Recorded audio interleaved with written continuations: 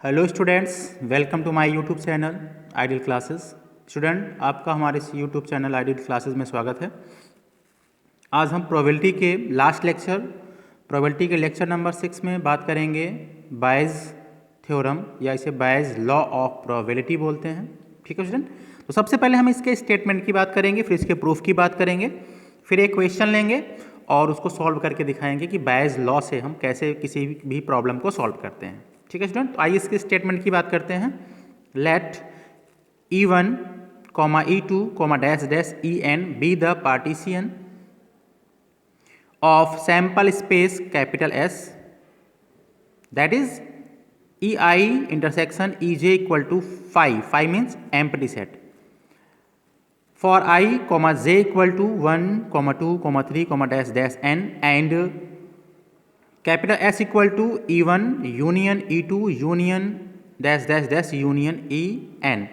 Each probability of EI greater than 0 and A is any event of non-zero probability, then by Bayes theorem probability of EI upon A equal to probability of EI into probability of A upon EI पूरे का upon probability of E1 into probability of A upon E1 plus probability of E2 into probability of A upon E2 plus dash dash probability of En into probability of A upon En, where I equal to 1, 2, 3, dash dash n. That is the statement of Bayes law. Bayes law actually law of total probability का ही opposite form है. ठीक है student, तो आइए सबसे पहले इसके हम प्रूफ की बात करते हैं.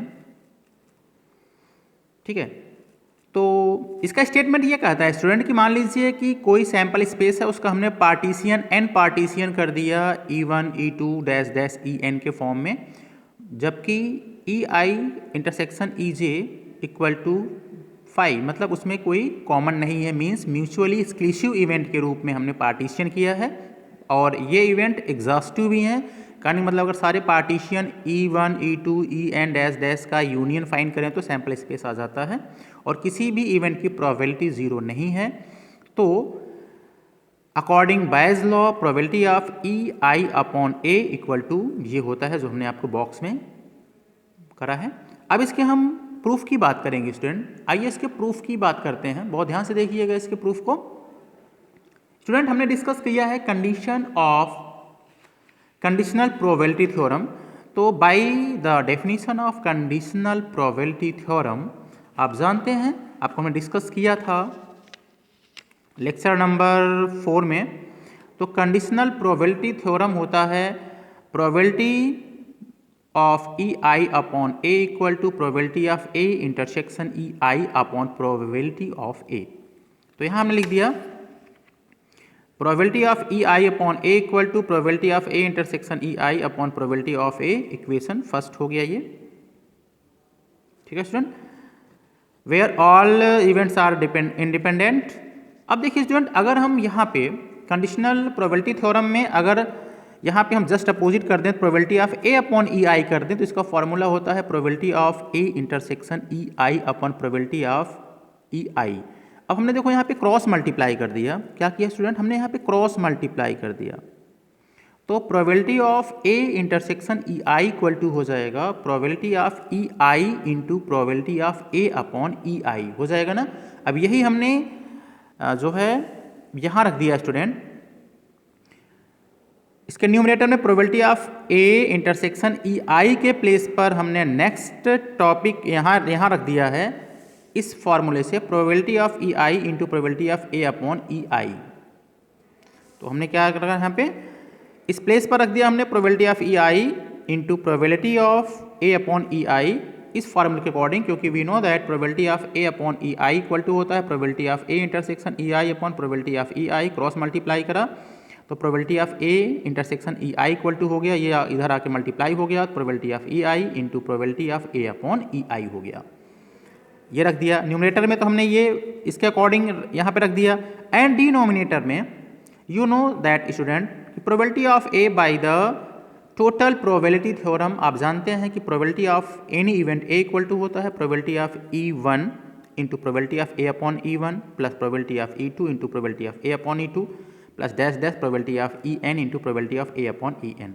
तो हमने प्रोबेबिलिटी ऑफ ए के प्लेस पर डिनोमिनेटर में इक्वेशन फर्स्ट में रख दिया टोटल प्रोबेबिलिटी थ्योरम लॉ के अकॉर्डिंग। तो ये हो गया probability of E1 into probability of A upon E1 plus probability of E2 into probability of A upon E2 plus dash dash probability of En into probability of A upon En। और यही हमारा क्या है, boys law है।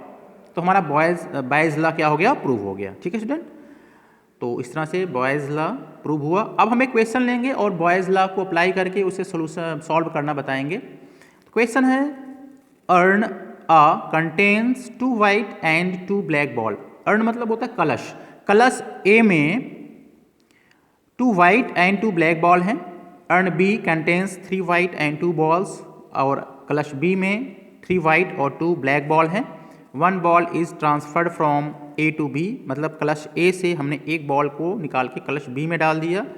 Then 1 ball drawn out of B, और उसके बाद हमने बी से एक बॉल को ड्रा किया। Find the chance that this ball is white. हमें निकालना है कि ये बॉल वाइट हो। In this ball turn out to be white, अगर उसमें से वाइट बॉल टर्न आउट किया गया हो तो। Find the probability that transferred ball was white. और हमें निकालना है, फाइंड करना है कि जो हमने बॉल को ट्रांसफ़र किया वो वाइट है, उसकी प्रोबेबिलिटी क्या होगी। ठीक है स्टूडेंट, तो बहुत ध्यान से देखिए, सॉल्यूशन की बात करेंगे स्टूडेंट। तो सबसे पहले हमने मान लिया कि कलश ए है जिसमें 2 वाइट हैं और 2 ब्लैक बॉल हैं। कलश बी में 3 वाइट और 2 ब्लैक बॉल हैं। ठीक है, अब हम यहाँ लेट करेंगे कि let E1 and E2 denote the events that the transferred ball from A to B is white and black respectively। हमने मान लिया कि हमने जब एक बॉल को कलश A से B में ट्रांसफ़र करा, तो अगर ये वाइट होने की का चांस हमने मान लिया, इवेंट को E1 मान लिया, और अगर यहाँ से हमने एक बॉल को जो यहाँ इसमें हमने ट्रांसफ़र करा वो ब्लैक हो, अगर बॉल हो तो उसकी हमने E2 मान लिया। ठीक है स्टूडेंट, अब हम क्या करेंगे, सबसे पहले निकालेंगे probability of E1, event E1 की प्रोबेबिलिटी फाइंड करेंगे। ठीक है, तो E1 की प्रोबेबिलिटी क्या होगा, इसमें वाइट बॉल कितने हैं स्टूडेंट, 2 अपॉन टोटल बॉल कितने हैं 4, तो क्या हो जाएगा, प्रोबेबिलिटी ऑफ E1 हो गया 2/4। एंड प्रोबेबिलिटी ऑफ E2 निकालेंगे स्टूडेंट, प्रोबेबिलिटी ऑफ E2 क्या हो जाएगा, इसमें ब्लैक बॉल कितने हैं 2, तो 2 अपॉन टोटल बॉल कितने हैं 4, तो प्रोबेबिलिटी ऑफ E2 भी हो गया 2/4। और हमने माना कि let W denote the event that a white ball in draw from B। तो B से हमने एक बॉल को जो ड्रा किया उसको हमने इवेंट को मान लिया W।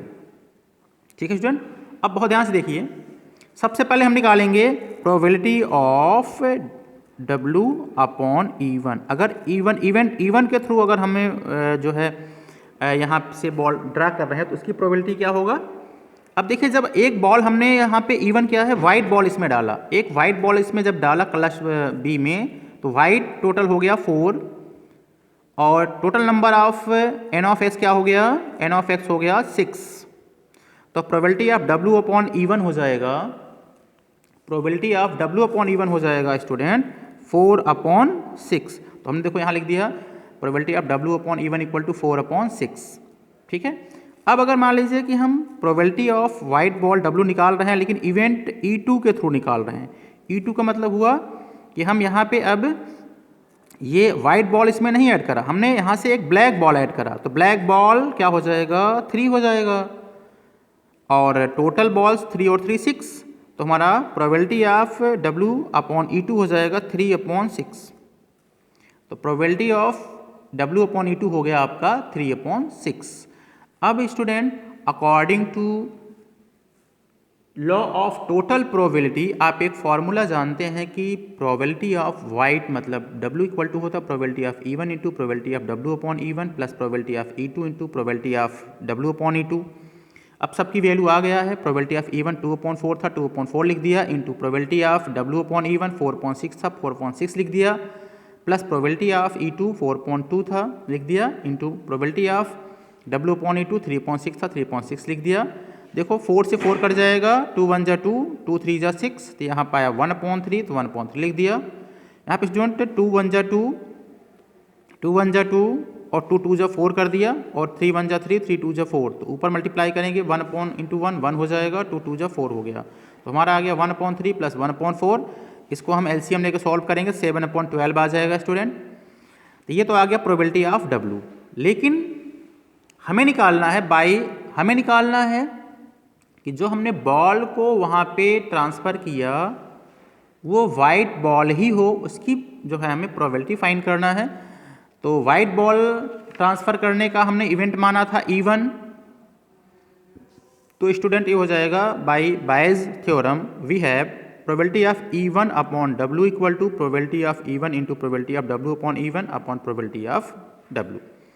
प्रोबेबिलिटी ऑफ E1 अभी फाइंड करा था 2.4, तो 2.4 लिख दिया। Probability of W upon E1 4.6 था, 4.6 लिख दिया, अपॉन प्रोबेबिलिटी ऑफ W आया है 7/12, लिख दिया 7/12। तो स्टूडेंट 4 से 4 कट गया, और 2 1 जा 2, 2 3 जा 6, तो ऊपर आ गया 1/3, नीचे आ गया 7/12, अपोजिट होकर मल्टीप्लाई हो जाएगा, तो 1/3 इंटू 12/7 हो जाएगा। 3 से 12 को कट करेंगे तो 4 आ जाएगा, ऊपर बचा 4, नीचे बचा 7, तो हमारा फाइनल आंसर आ गया 4/7। ठीक है स्टूडेंट, अब एक क्वेश्चन आपके सामने है, इसको आप शॉर्ट स्क्रीन ले लीजिए। प्रॉब्लम नंबर 2 होमवर्क है, इसको आप सॉल्व करिएगा और इसके आंसर को कमेंट बॉक्स में कमेंट करिएगा स्टूडेंट। तो आज हमने इस लेक्चर में प्रोबेबिलिटी के लेक्चर नंबर 6 में डिस्कस किया बायज थ्योरम के स्टेटमेंट को डिस्कस किया, और इसके प्रूफ को डिस्कस किया, और एक क्वेश्चन लेकर के सॉल्व किया, और एक क्वेश्चन आपको होमवर्क दिया। ये लेक्चर आपको कैसा लगा कमेंट बॉक्स में कमेंट करके ज़रूर बताइएगा। कौन सा पोर्शन आपको ज़्यादा अच्छा लगा ये भी कमेंट करके बताइएगा स्टूडेंट। तो आशा करते हैं कि आपको ये वीडियो अच्छा लगा हो। अगर ये वीडियो आपको अच्छा लगा है तो प्लीज़ हमारे चैनल को लाइक करिए, सब्सक्राइब करिए, और ज़्यादा से ज़्यादा शेयर करिए, ताकि हर स्टूडेंट को इसका बेनिफिट मिल सके। नेक्स्ट वीडियो में आप कौन से टॉपिक पर सीरीज़ हमसे डिस्कस करना चाहते हैं वो कमेंट बॉक्स में कमेंट ज़रूर करिएगा, तो वही सीरीज़ लेके आएंगे आपके साथ। तब तक अपना ख्याल रखिए, take care, bye bye, thank you.